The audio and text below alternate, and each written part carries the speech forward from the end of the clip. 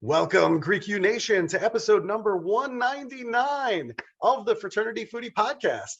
I am your host, Mike Eilon. I'm the CEO of Greek University. I'm a speaker and a two-time author. Our second book came out a month ago. It's called From Letters to Leaders, Redefining New Member Education and Leveraging Belonging to Eliminate Hazing. So go and pick that up on Amazon today. We call these episodes the Fraternity Foodie Podcast because there is nothing like great food to bring college students together. Fun fact, I was extremely nervous as our speaking events that had been booked in person back in 2020 started to get canceled or postponed because of COVID-19. But in 2021, this has been our best year ever because our speakers persisted through a pivot to online speaking, and we actually reached more students than ever before in a virtual environment.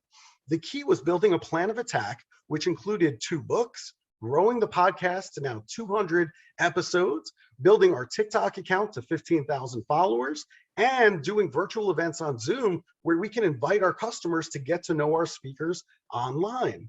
Once we had buy-in from the speaking team and we executed the plan, it worked perfectly and the business took off. Being flexible as a small business and adapting to your environment is the key to your success. Don't pretend to be IBM. You have a distinct advantage as a small business to flex and make quick adjustments to what's happening in your industry. Don't lose that competitive advantage. Now, our next guest knows this all too well. Her name is Natasha Miller. She loves bringing corporate events to life for her clients, and she loves technology. So virtual events have been a great addition to all of their offerings. Natasha thrives on advising entrepreneurs from just starting out to multi-million-dollar companies. So she is an entrepreneur who began her career in entertainment as a celebrated jazz artist. She has 7 records that she released on her own label. It's called Poignant Records. And having founded her core business, Entire Productions, in 2001 as a single mother and an Iowa native, she single-handedly built a profitable multi-million-dollar company.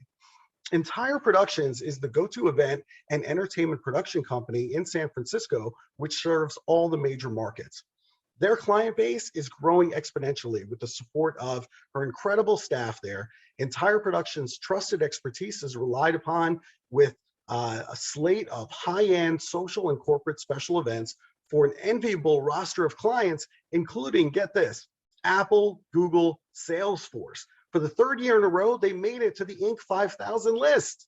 In addition to performing as a jazz vocalist, she's also a classical violinist in the role of concertmaster for various orchestras. She's been recognized by the LA Times, the San Francisco Chronicle, and the Wall Street Journal. Likewise, Enterprise Productions has been featured in Inc., Entrepreneur Magazine, Biz Bash, and much more. Welcome to the show, Natasha. Wow, what's left to talk about? I mean, you just nailed everything. That's it. We can go home. It's done. I love reading all about that. I think it's phenomenal. And I've been looking forward to this interview because we have so much in common and so much to talk about. I think it's great, but I want to make sure that our listeners know a little bit more about you.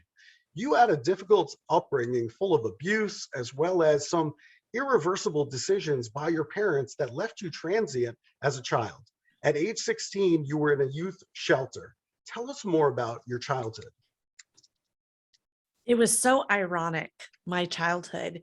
My dad is just an amazing person, and he really took care of me in all the ways that you'd want a dad, that many dads, especially back in that day, didn't really do. So he read to me, we played music together, he let me go on and on about all the boys that didn't like me.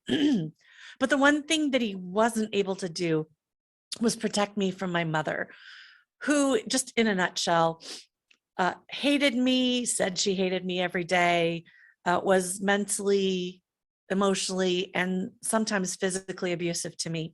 And it culminated in a really horrible situation on Christmas Day when I was 16. And I finally mustered up the courage to call 911 for the first time in my life. And back then in Des Moines, Iowa, there wasn't much support for domestic violence and domestic abuse. So my dad was handed a card that said, YESS, YESS, Youth Emergency Shelter Service. And I went there that night, and it's a homeless shelter for kids in need. The irony there is my dad's job was for the city of Des Moines, working for the Homeless Coalition. And he, wrote and approved grants for homelessness. And his mother was an author that wrote books and did workshops about family communications. At the time, I didn't realize how ridiculously ironic all of that was, because I was just fighting for my life, literally just fighting for my life, trying to stay above water, not always being able to really. And that was tough. I never got to come home after that. And I've been on my own since. So at 16, I kind of catapulted to about 28 years old in responsibility and experience. Wow. I am so sorry that you went through all of that. I can't even imagine how painful that must have been as a 16-year-old, especially coming from a parent who is supposed to love you unconditionally. And so I can't even imagine how painful that must have been for you. Obviously, I'm very proud of everything that you've built and your ability to overcome. But oh my God, I mean, that is just heartbreaking. I am so sorry that happened to you. Yeah, thank you. It was not good. It did, help fuel a lot of my success, I think. And I really leaned on that fuel of, having a horrible situation. But if I had to do it again, I would have chosen being loved and protected and sheltered, and not have the success to the extent I have now. Yeah, I think any child would choose that. Any adult would choose that. That's all Yes. that we want in life, right? Mhm. Is to be loved and to be protected. I think that's a universal truth for all human beings, right? And then if you fast forward in your life, you moved to San Francisco, you married an architect at age 23, and then you gave birth to your daughter, Bennett. So Mhm. how did that particular event change the way that you look at life? I didn't know at the time what the trajectory would be, but I knew that it was time for me to rewrite my history, rewrite my story, not repeat the hereditary, potentially abuse that I had endured. And I had to get permission from an outside source to tell me, because I was terrified while I was pregnant, that I would be a horrible, abusive mother to my daughter. And after 3 sessions, the therapist, maybe she knew what she was doing, maybe she didn't, but she looked at me and she said, Natasha, you are not going to harm your child. You're going to be just fine. And I needed someone to tell me, give me that permission. Now, let's just say this. I did overcorrect, and I didn't really realize the overcorrection I was making until actually recently. My daughter's 26, but the overcorrection wasn't horrific, right? It was just a little bit too far, which is fine, right? My daughter is very appreciative of the life she had. And, I look at like, whoa, that, had I been able to see 20 insight, I would have maybe reined it in a little bit. But it gave me the opportunity to be loved by somebody unconditionally and to love somebody unconditionally without fear. Yeah, I understand that correction completely. I think there were things, my parents got divorced when I was in college, and I had 2 younger sisters at home that were dealing with that whole dynamic while I'm away at school 8 hours away. So they really had to deal with the brunt of it. And I think they've had issues because of that.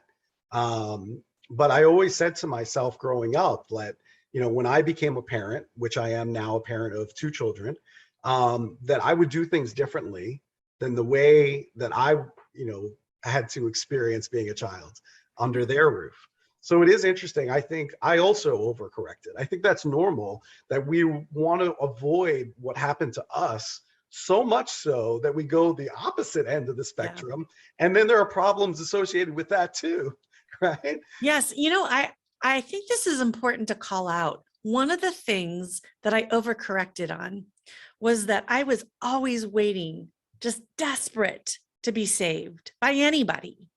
That when I saw my daughter in a moment of suffering, that was, as you grow up as a kid, the suffering, right, is a different level, right? Mhm. I just wanted to fix it for her immediately. I didn't want her to feel the pain. I wanted to be her savior. And it didn't wreck her life, thank God. But now, even now at 26, I see her in, a moment of not knowing what to do. And I want to get in there and fix it. And then I'll say out loud, now I have to say it out loud to myself, but also in front of her, like, I can't, I got to stop doing this. And she's like, yeah, Mom, I'm fine. I got this. Yeah, I understand completely, but I think you're a great mom. So I think you're doing a great job. And I think Bennett would agree with that whole idea as well. Now you went from there, from being in that situation to a $30 million business on the Inc. 5000 list of fastest growing companies in America for 3 years in a row. So I'm wondering, how did you gain the energy and the confidence to do all of that and go to a $30 million business? Because I know how much work that takes. It was just a drive to do better, do more, do it all.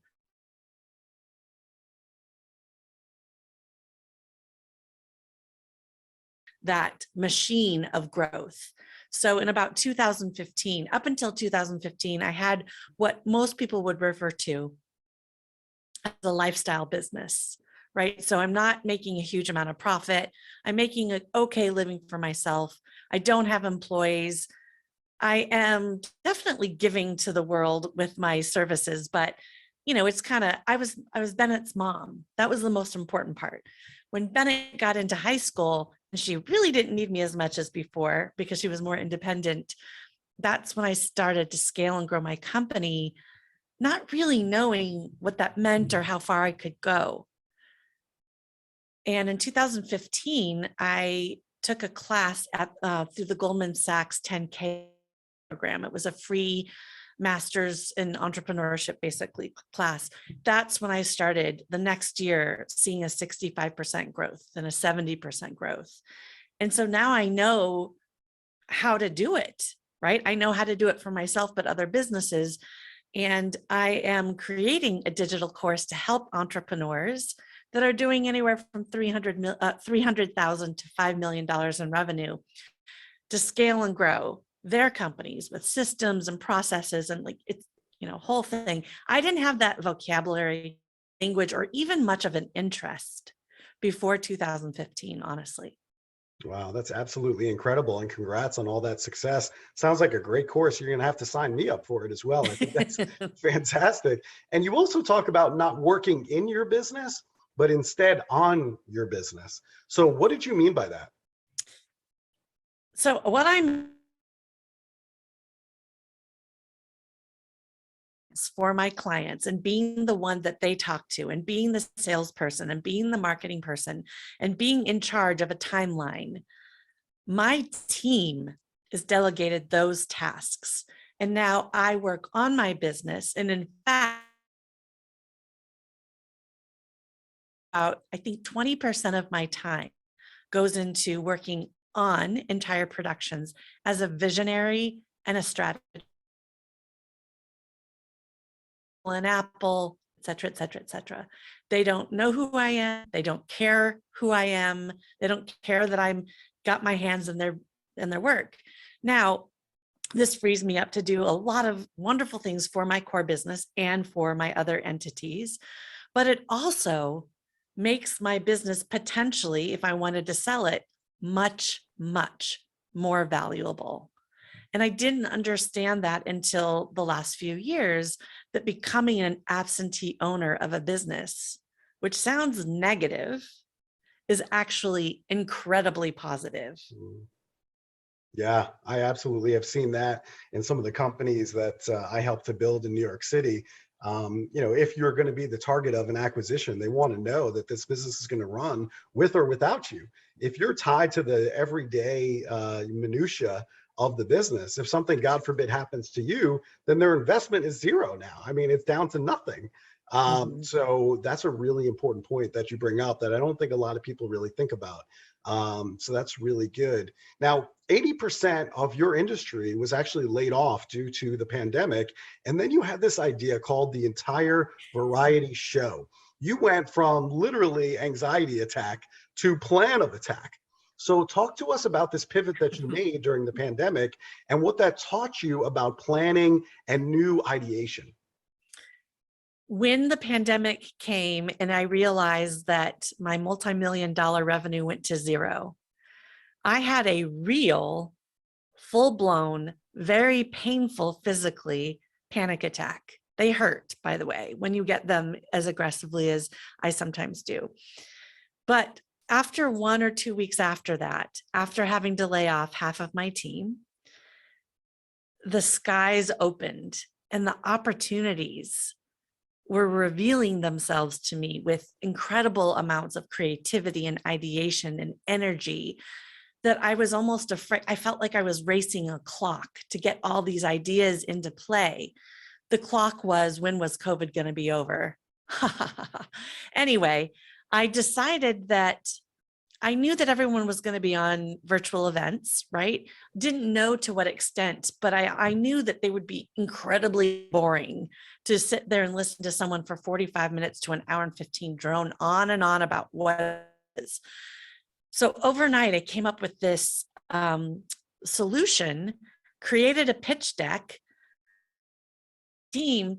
I also then just called up the CEO of Mansueto Ventures, which owns Inc. magazine and Fast Company. And I'm like, I want to present this to you.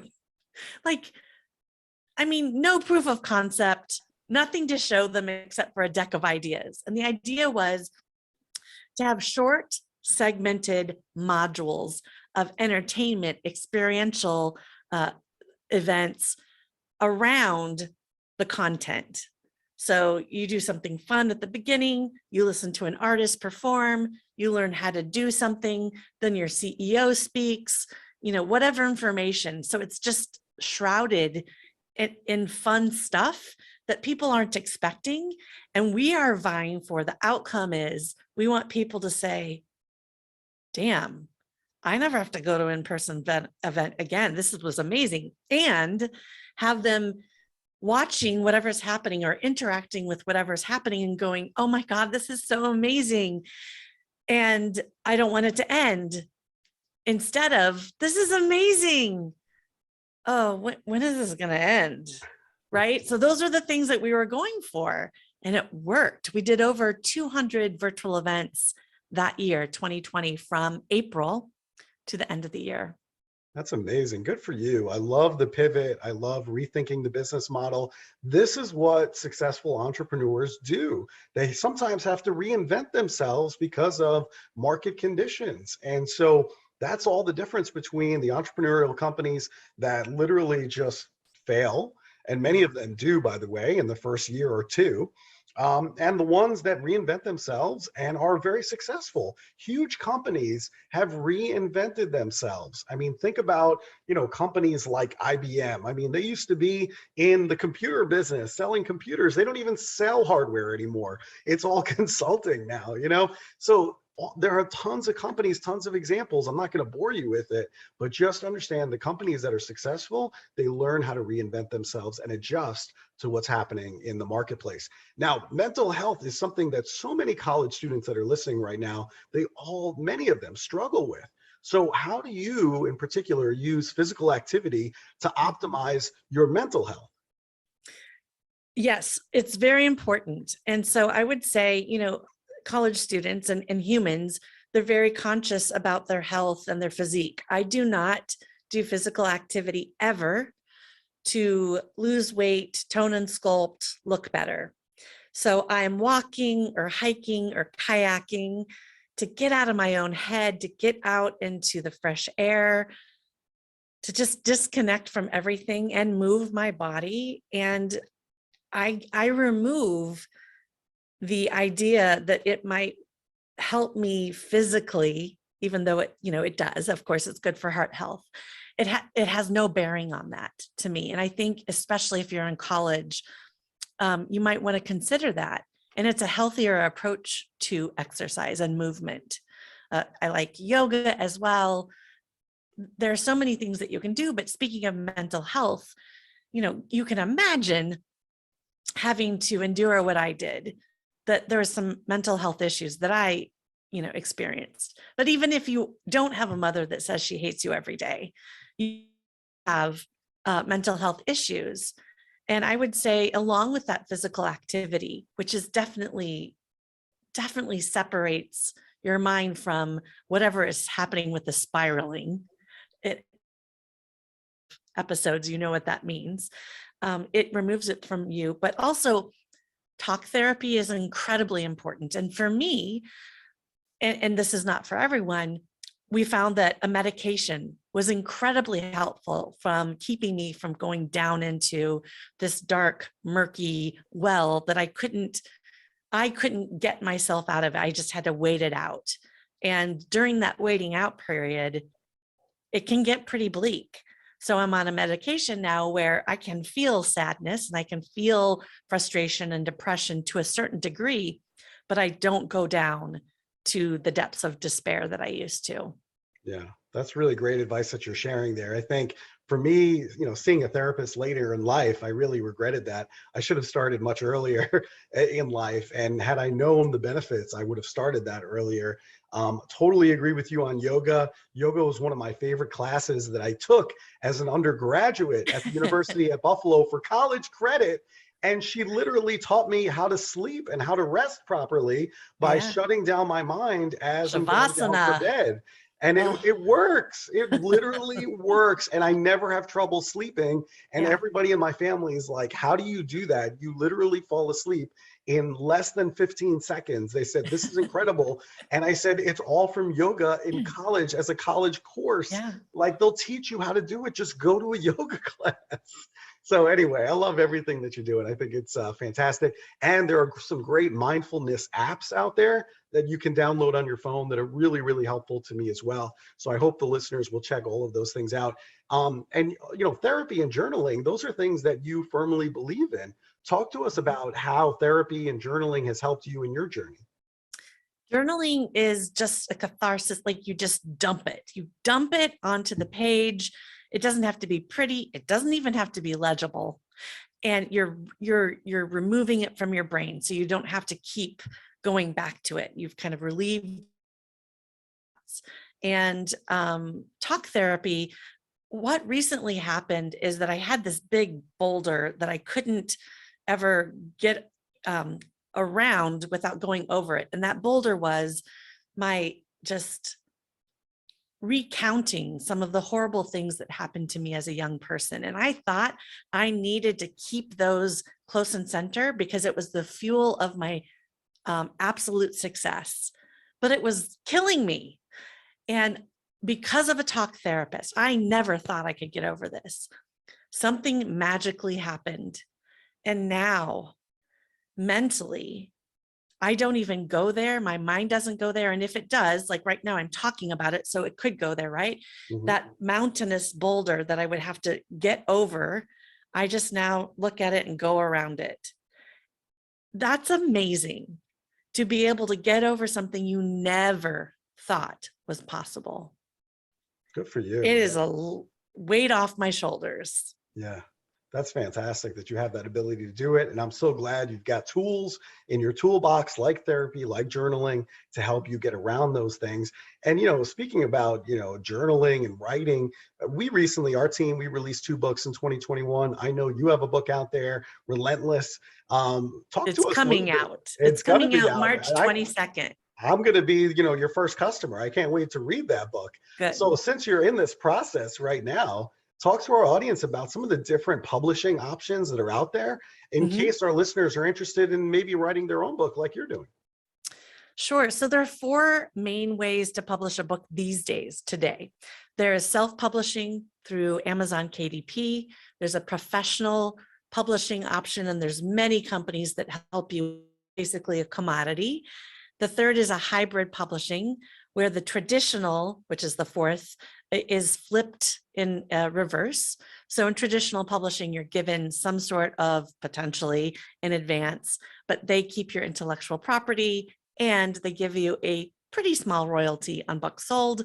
Hybrid is the other way around, where they may or may not give you in advance, but you retain your intellectual property and they give you much more of a royalty, maybe anywhere from 65 to 85%.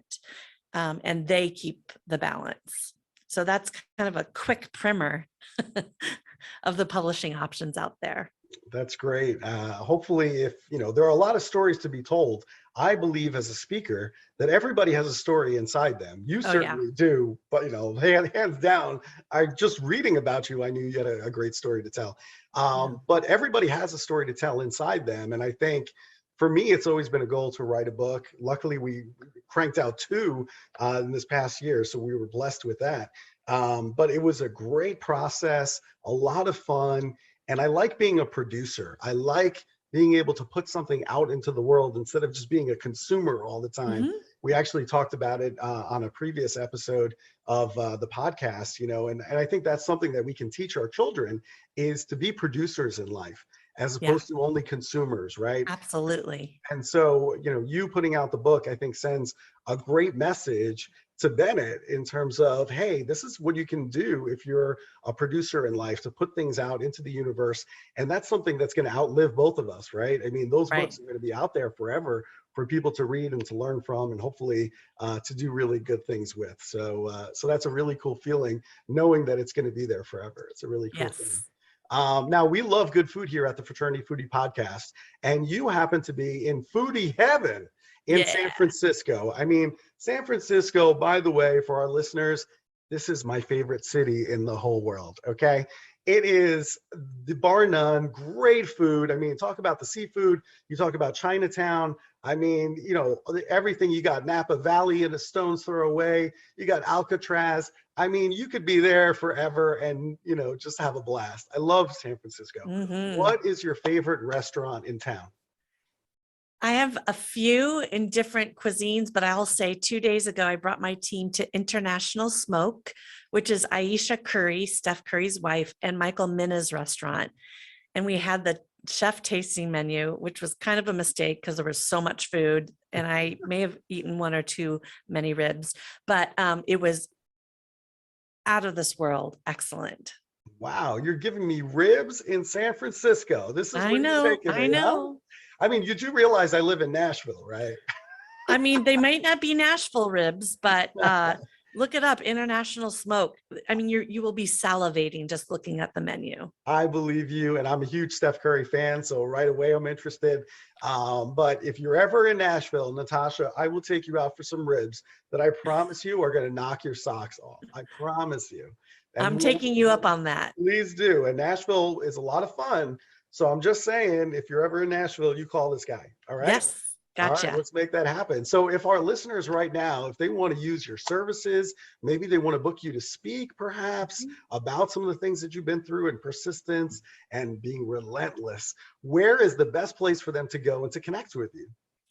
My brand new website, which I adore, is officialnatashamiller.com. officialnatashamiller.com. I was on the website earlier today. I absolutely love it. I think you did a phenomenal job there. That is great. To all of our listeners, if you enjoyed this talk with Natasha, please like it. Please share it with other students, with other people that you think the message will resonate with. And what can I say, Natasha? I love your story. Keep up the great work. I'm going to be your biggest fan, I promise.